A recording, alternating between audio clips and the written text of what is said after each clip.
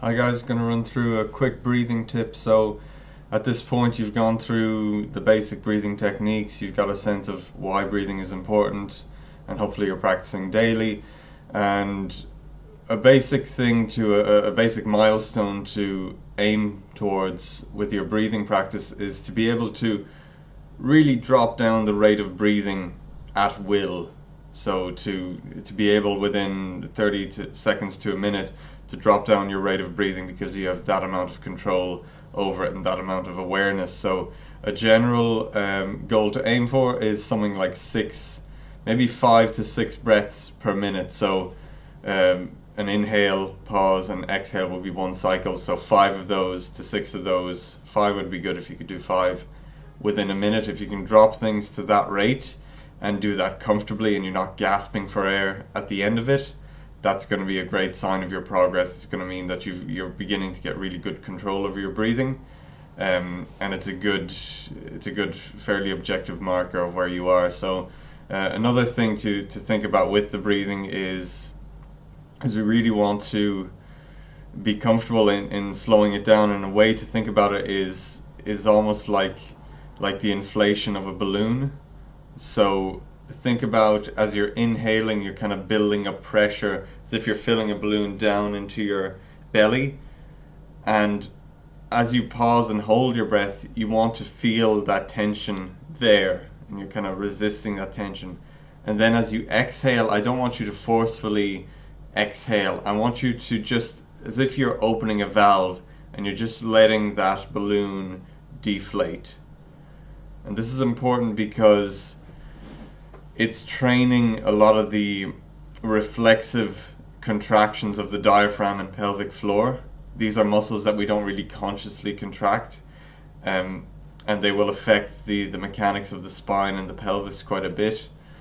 So it's something that we want to get into being able to do automatically. So this sort of idea of almost like a canister pressure system that we're inflating, and then we're pausing, and you're kind of feeling that tension that's built up. It shouldn't be uncomfortable or anything, but you're feeling that you're holding that, your lips are sealed. This is the importance of keeping the lips sealed, because if your mouth is open, you're not maintaining that pressure, you're losing, there's sort of like a leak, and that sort of compromises the integrity of that deep abdominal pressure. So we're inflating as we inhale like a pressure canister, and then we're holding a natural pause, a comfortable pause, and then we're releasing the valve, and it's just emptying. We're not exhaling forcefully, we're not going, we're just as if it's kind of leaking into an exhalation. And then a natural pause once you've fully exhaled.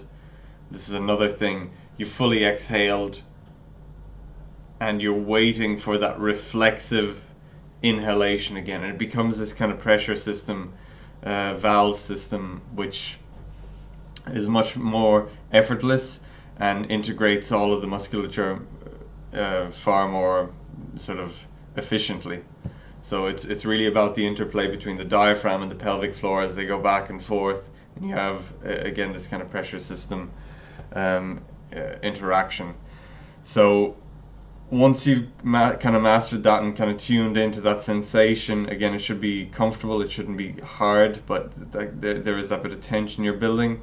Once you've tuned into that and you're getting your breath down to 5 to 6 cycles per minute, what you can work on then is really holding your pauses. So inhaling over about 5 to 6 seconds, and then pause for about 5 seconds or more, and then exhale, just releasing the valve, coming back down. And once you fully exhale, you're going to hold that. You're going to hold that until you absolutely need to inhale again. And that's going to create this really nice reflexive expansion of the diaphragm, as if, again, tapping into this pressure system mechanism. And you're going to get a really nice, deep, broad expansion as you inhale, and then a natural pause. We want to get into this kind of cycle and get into it to a point where we're comfortable. We're challenging our capacity to hold our breath.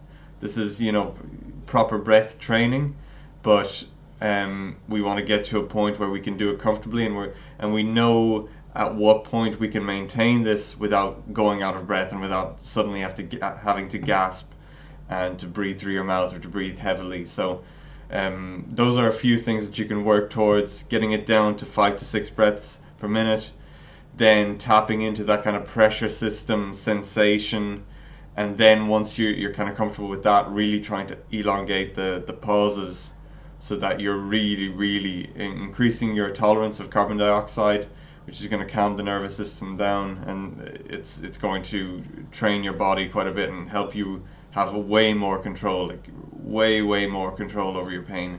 If there was one thing you could do to be able to directly influence pain in your body, it would be this.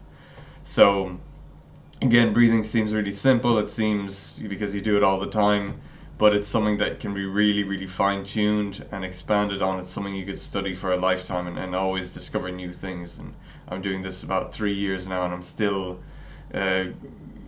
reaching new milestones in my own practice. So don't underestimate it, give it a go, and as usual, questions, comments, let me know. See you in the next video.